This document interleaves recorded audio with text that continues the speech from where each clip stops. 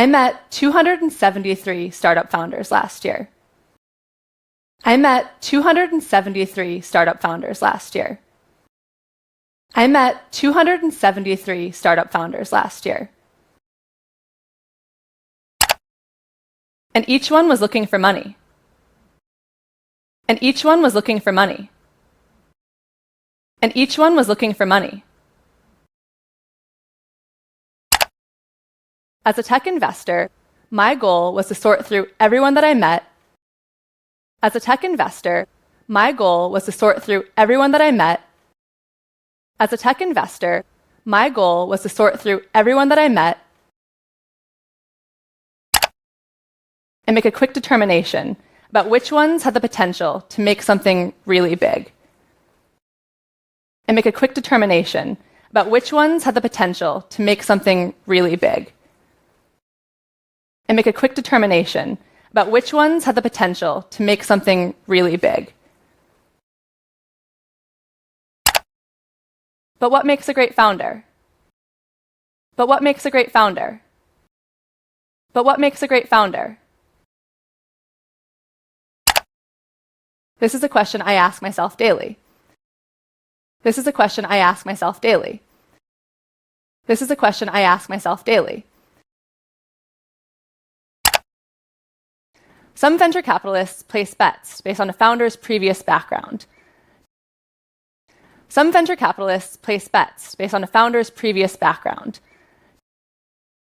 Some venture capitalists place bets based on a founder's previous background. Did they go to an Ivy League school? Did they go to an Ivy League school? Did they go to an Ivy League school? Have they worked at a blue chip company? Have they worked at a blue chip company? Have they worked at a blue chip company? Have they built out a big vision before? Have they built out a big vision before? Have they built out a big vision before? Effectively, how smart is this person? Effectively, how smart is this person?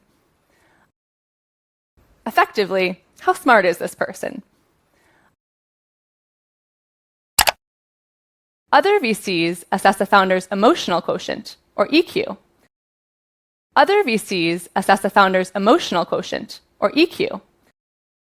Other VCs assess a founder's emotional quotient, or EQ. How well will this person build teams and build rapport across customers and clients? How well will this person build teams and build rapport across customers and clients? How well will this person build teams and build rapport across customers and clients? I have a different methodology to assess startup founders, though. I have a different methodology to assess startup founders, though. I have a different methodology to assess startup founders, though. And it's not complicated. And it's not complicated. And it's not complicated. I look for signs of one specific trait. I look for signs of one specific trait. I look for signs of one specific trait. Not IQ, not EQ. Not IQ, not EQ. Not IQ, not EQ. It's adaptability. It's adaptability. It's adaptability. How well a person reacts to the inevitability of change, and lots of it. How well a person reacts to the inevitability of change, and lots of it. How well a person reacts to the inevitability of change, and lots of it. That's the single most important determinant for me. That's the single most important determinant for me. That's the single most important determinant for me. I subscribe to the belief that adaptability itself is a form of intelligence. I subscribe to the belief that adaptability itself is a form of intelligence. I subscribe to the belief that adaptability itself is a form of intelligence. And our adaptability quotient, or AQ, is something that can be measured, tested, and improved. And our adaptability quotient, or AQ, is something that can be measured, tested, and improved. And our adaptability quotient, or AQ, is something that can be measured, tested, and improved. AQ isn't just useful for startup founders, however. AQ isn't just useful for startup founders, however. AQ isn't just useful for startup founders, however. I think it's increasingly important for all of us. I think it's increasingly important for all of us. I think it's increasingly important for all of us. Because the world is speeding up. Because the world is speeding up. Because the world is speeding up. We know that the rate of technological change is accelerating, which is forcing our brains to react. We know that the rate of technological change is accelerating, which is forcing our brains to react. We know that the rate of technological change is accelerating, which is forcing our brains to react. Whether you're navigating changing job conditions brought on by automation, whether you're navigating changing job conditions brought on by automation, whether you're navigating changing job conditions brought on by automation, shifting geopolitics in a more globalized world, shifting geopolitics in a more globalized world, shifting geopolitics in a more globalized world, or simply changing family dynamics and personal relationships, or simply changing family dynamics and personal relationships, or simply changing family dynamics and personal relationships. Each of us, as individuals, groups, corporations, and even governments, each of us, as individuals, groups, corporations, and even governments, each of us, as individuals, groups, corporations, and even governments, are being forced to grapple with more change than ever before in human history. Are being forced to grapple with more change than ever before in human history. Are being forced to grapple with more change than ever before in human history. So, how do we assess our adaptability? So, how do we assess our adaptability? So, how do we assess our adaptability? I use 3 tricks when meeting with founders. I use 3 tricks when meeting with founders. I use 3 tricks when meeting with founders. Here's the first. Here's the first. Here's the first. Think back to your most recent job interview. Think back to your most recent job interview. Think back to your most recent job interview. What kind of questions were you asked? What kind of questions were you asked? What kind of questions were you asked? Probably some variation of. Probably some variation of. Probably some variation of. Tell me about a time when, right? Tell me about a time when, right? Tell me about a time when, right? Instead, to interview for adaptability, I like to ask what-if questions. Instead, to interview for adaptability, I like to ask what-if questions. Instead, To interview for adaptability, I like to ask what-if questions. What if your main revenue stream were to dry up overnight? What if your main revenue stream were to dry up overnight? What if your main revenue stream were to dry up overnight?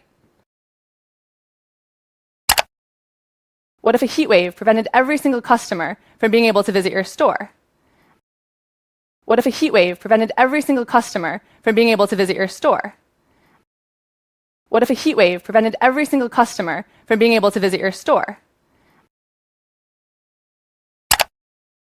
Asking what if instead of asking about the past forces the brain to simulate. Asking what if instead of asking about the past forces the brain to simulate. Asking what if instead of asking about the past forces the brain to simulate. To picture multiple possible versions of the future. To picture multiple possible versions of the future. To picture multiple possible versions of the future. The strength of that vision, as well as how many distinct scenarios someone can conjure, tells me a lot. The strength of that vision, as well as how many distinct scenarios someone can conjure, tells me a lot. The strength of that vision, as well as how many distinct scenarios someone can conjure, tells me a lot. Practicing simulations is a sort of safe testing ground for improving adaptability. Practicing simulations is a sort of safe testing ground for improving adaptability. Practicing simulations is a sort of safe testing ground for improving adaptability. Instead of testing how you take in and retain information, like an IQ test might, instead of testing how you take in and retain information, like an IQ test might, instead of testing how you take in and retain information, like an IQ test might, it tests how you manipulate information, given a constraint, in order to achieve a specific goal. It tests how you manipulate information, given a constraint, in order to achieve a specific goal. It tests how you manipulate information, given a constraint, in order to achieve a specific goal. The second trick that I use to assess adaptability in founders is to look for signs of unlearning. The second trick that I use to assess adaptability in founders is to look for signs of unlearning. The second trick that I use to assess adaptability in founders is to look for signs of unlearning. Active unlearners seek to challenge what they presume to already know, and instead override that data with new information. Active unlearners seek to challenge what they presume to already know, and instead override that data with new information. Active unlearners seek to challenge what they presume to already know, and instead override that data with new information. Kind of like a computer running disk cleanup. Kind of like a computer running disk cleanup. Kind of like a computer running disk cleanup. Take the example of Destin Sandlin. Take the example of Destin Sandlin. Take the example of Destin Sandlin, who programmed his bicycle to turn left when he steered it right, and vice versa. Who programmed his bicycle to turn left when he steered it right, and vice versa. Who programmed his bicycle to turn left when he steered it right, and vice versa. He called this his backwards brain bike. He called this his backwards brain bike.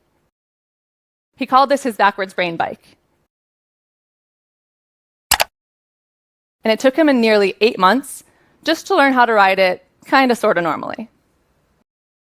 And it took him nearly 8 months just to learn how to ride it kinda sorta normally. And it took him nearly 8 months just to learn how to ride it kinda sorta normally. The fact that Dustin was able to unlearn his regular bike in favor of a new one, though, the fact that Dustin was able to unlearn his regular bike in favor of a new one, though, the fact that Dustin was able to unlearn his regular bike in favor of a new one, though, signals something awesome about our adaptability. Signals something awesome about our adaptability. Signals something awesome about our adaptability. It's not fixed. It's not fixed. It's not fixed. Instead, each of us have the capacity to improve it through dedication and hard work. Instead, each of us have the capacity to improve it through dedication and hard work. Instead, each of us have the capacity to improve it through dedication and hard work. On the last page of Gandhi's autobiography, he wrote, on the last page of Gandhi's autobiography, he wrote, on the last page of Gandhi's autobiography, he wrote, I must reduce myself to zero. I must reduce myself to zero. I must reduce myself to zero. At many points in his very full life, he was still seeking to return to a beginner's mindset, to zero. At many points in his very full life, he was still seeking to return to a beginner's mindset, to zero. At many points in his very full life, he was still seeking to return to a beginner's mindset, to zero. To unlearn. To unlearn. To unlearn. In this way, I think it's pretty safe to say Gandhi had a high AQ score. In this way, I think it's pretty safe to say Gandhi had a high AQ score. In this way, I think it's pretty safe to say Gandhi had a high AQ score. The third and final trick that I use to assess a founder's adaptability, the third and final trick that I use to assess a founder's adaptability, the third and final trick that I use to assess a founder's adaptability is to look for people who infuse exploration into their life and their business. Is to look for people who infuse exploration into their life and their business. Is to look for people who infuse exploration into their life and their business.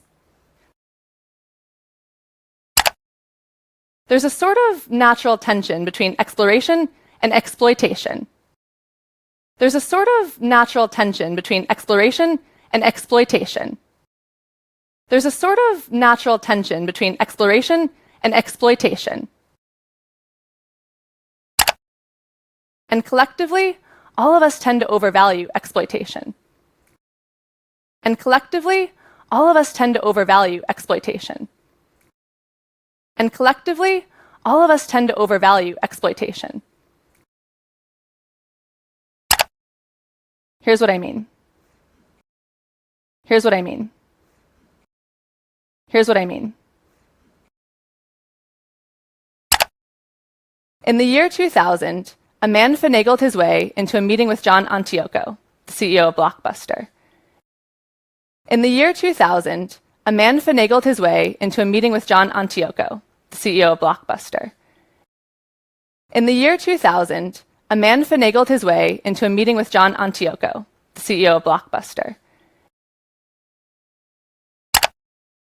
and proposed a partnership to manage Blockbuster's fledgling online business. And proposed a partnership to manage Blockbuster's fledgling online business. And proposed a partnership to manage Blockbuster's fledgling online business. The CEO, John, laughed him out of the room, saying, The CEO John laughed him out of the room, saying, The CEO John laughed him out of the room, saying,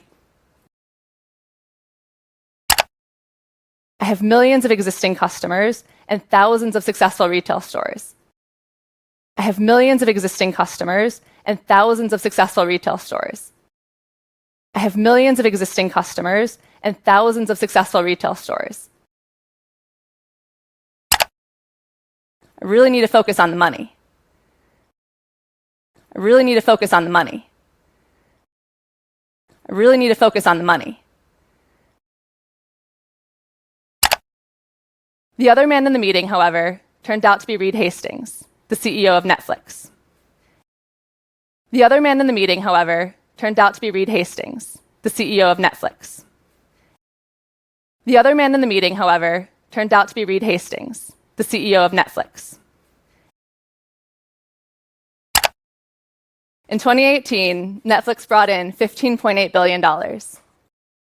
In 2018, Netflix brought in $15.8 billion. In 2018, Netflix brought in $15.8 billion. While Blockbuster filed for bankruptcy in 2010, directly 10 years after that meeting. While Blockbuster filed for bankruptcy in 2010, directly 10 years after that meeting. While Blockbuster filed for bankruptcy in 2010, directly 10 years after that meeting. The Blockbuster CEO was too focused on exploiting his already successful business model. The Blockbuster CEO was too focused on exploiting his already successful business model. The Blockbuster CEO was too focused on exploiting his already successful business model. So much so that he couldn't see around the next corner. So much so that he couldn't see around the next corner. So much so that he couldn't see around the next corner. In that way, his previous success became the enemy of his adaptability potential. In that way, his previous success became the enemy of his adaptability potential. In that way, his previous success became the enemy of his adaptability potential. For the founders that I work with, I frame exploration as a state of constant seeking. For the founders that I work with, I frame exploration as a state of constant seeking. For the founders that I work with, I frame exploration as a state of constant seeking. To never fall too far in love with your wins. To never fall too far in love with your wins. To never fall too far in love with your wins. But rather continue to proactively seek out what might kill you next. But rather continue to proactively seek out what might kill you next. But rather continue to proactively seek out what might kill you next.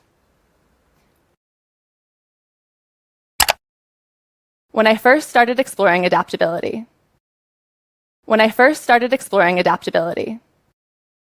When I first started exploring adaptability. The thing I found most exciting is that we can improve it. The thing I found most exciting is that we can improve it. The thing I found most exciting is that we can improve it. Each of us has the capacity to become more adaptable. Each of us has the capacity to become more adaptable. Each of us has the capacity to become more adaptable. But think of it like a muscle. But think of it like a muscle. But think of it like a muscle. It's got to be exercised. It's got to be exercised. It's got to be exercised. And don't get discouraged if it takes a while. And don't get discouraged if it takes a while. And don't get discouraged if it takes a while.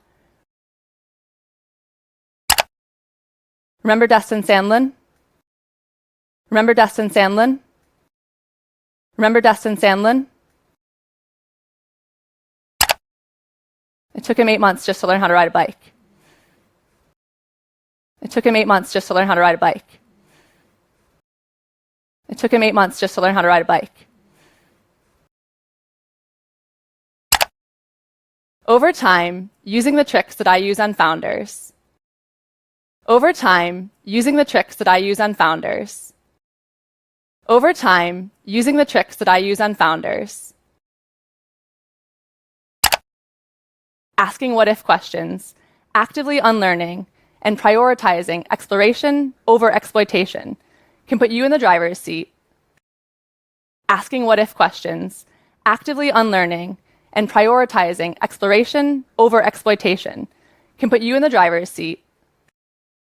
Asking what-if questions, actively unlearning, and prioritizing exploration over exploitation can put you in the driver's seat